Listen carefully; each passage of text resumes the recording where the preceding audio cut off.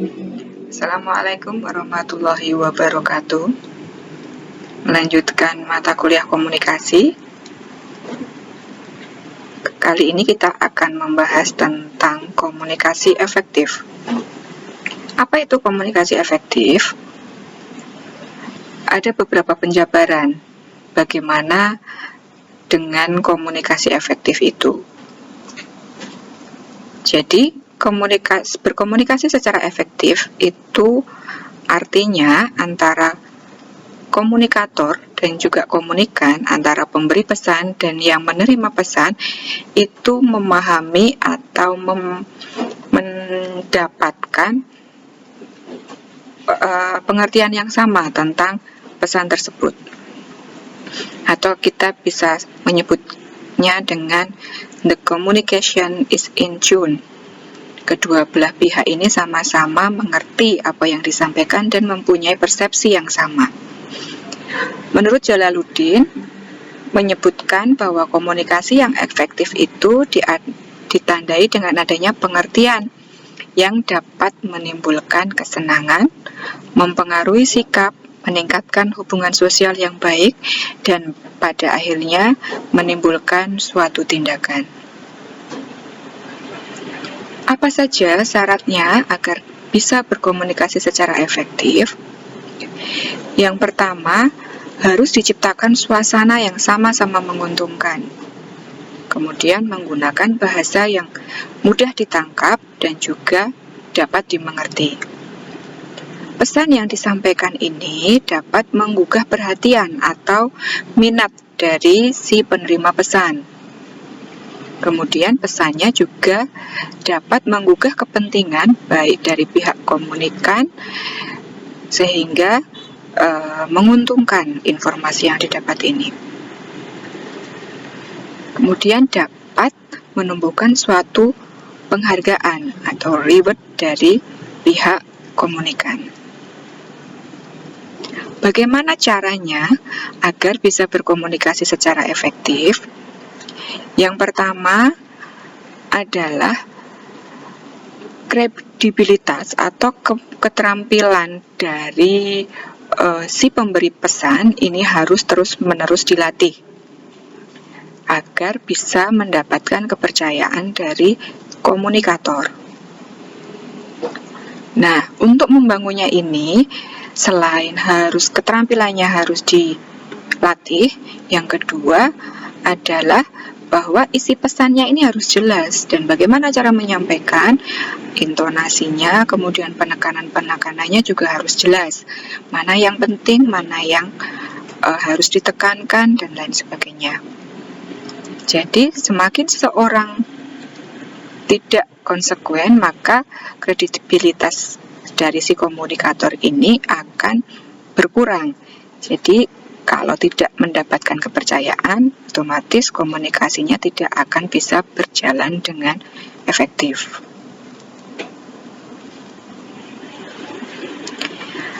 Menurut pendapat Johnson, bahwa komunikasi efektif ini dapat terjadi melalui atau dengan dukungan oleh aktivitas role play, diskusi, aktivitas kelompok kecil, dan materi-materi pengajaran yang relevan. Tapi, walaupun mereka terfokus pada komunikasi efektif untuk proses belajar mengajar, hal yang dapat dimengerti bahwa suatu proses komunikasi ini membutuhkan aktivitas, cara dan juga sarana lain agar bisa berlangsung dan mencapai hasil yang efektif. Jadi media juga diperlukan agar komunikasi ini dapat berjalan secara efektif.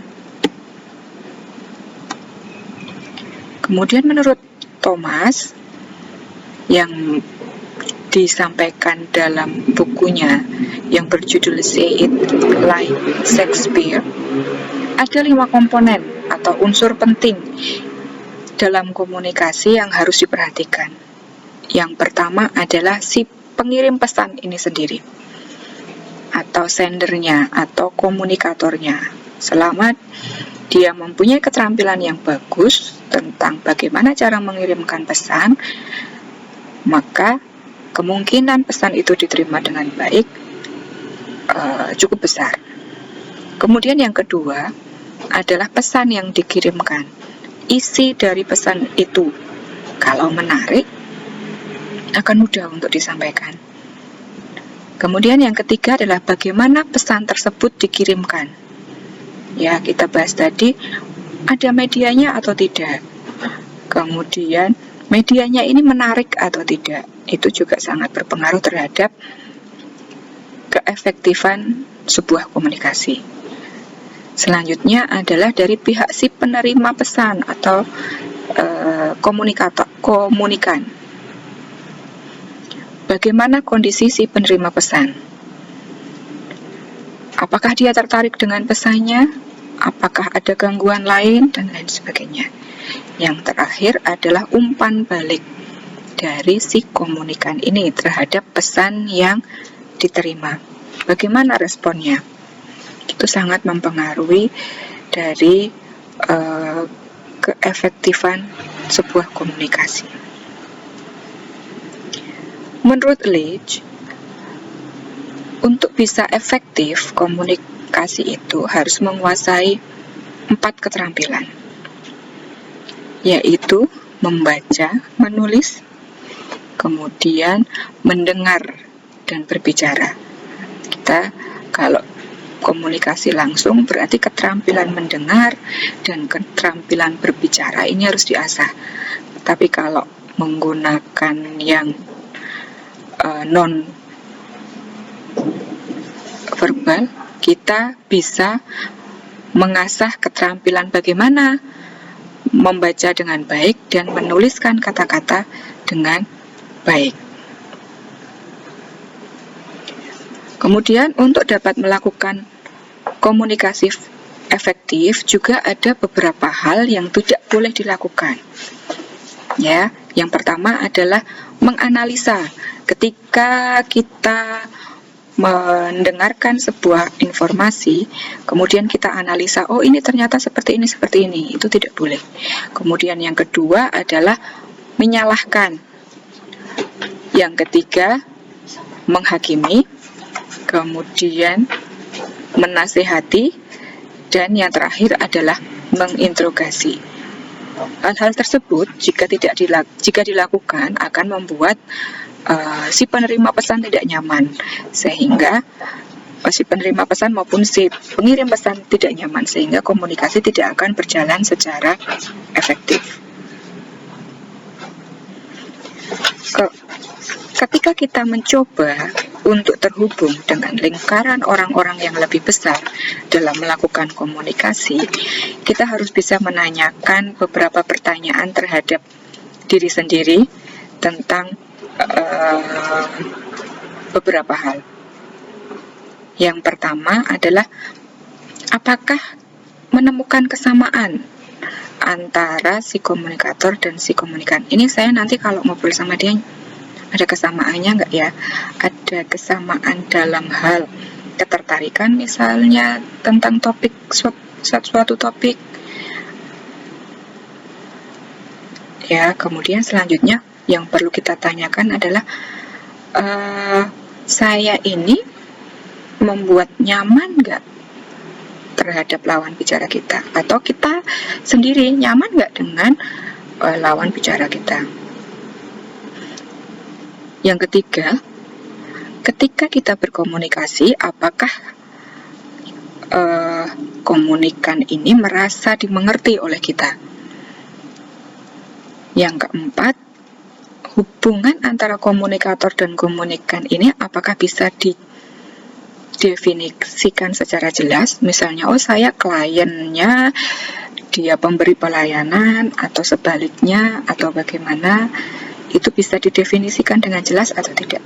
Kemudian yang terakhir adalah apakah bisa merasakan emosi yang positif si komunikan ini terhadap kita setelah berinteraksi dengan kita, apakah dia mendapatkan energi yang positif atau emosi yang positif, atau malah semakin galau misalnya, seperti itu.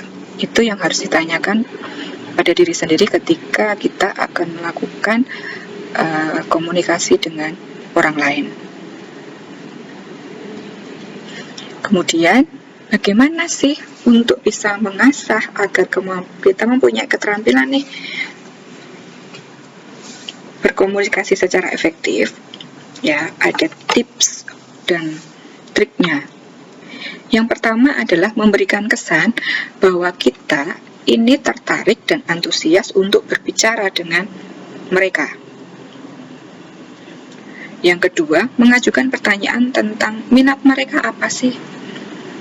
Jadi kita bisa masuk ke dalam minat mereka untuk bisa berkomunikasi secara efektif. Kemudian juga beradaptasi dengan bahasa tubuh dan perasaan mereka. Kalau terlihat sudah tidak nyaman, sudah gelisah, ya jangan dilanjutkan. Jangan memaksakan untuk bisa mendengarkan apa yang pesan yang kita sampaikan. Kemudian tunjukkan rasa persetujuan. Ya, ketika merasa disetujui, merasa diterima, akan lebih mudah untuk mengungkapkan perasaan. Jangan lupa juga untuk mengasah keterampilan mendengarkan. Didengarkan dengan penuh perhatian tentang apa yang disampaikan oleh si klien. Selanjutnya, beri mereka kontak mata. Jangan mengalihkan pandangan ketika berbicara, karena itu masuk ke dalam respon positifnya. Oh iya, saya berarti dimengerti. Oh iya, saya diperhatikan. Seperti itu. Kemudian, agar mereka bisa membuka diri, kita juga harus mengungkapkan diri sebanyak mungkin.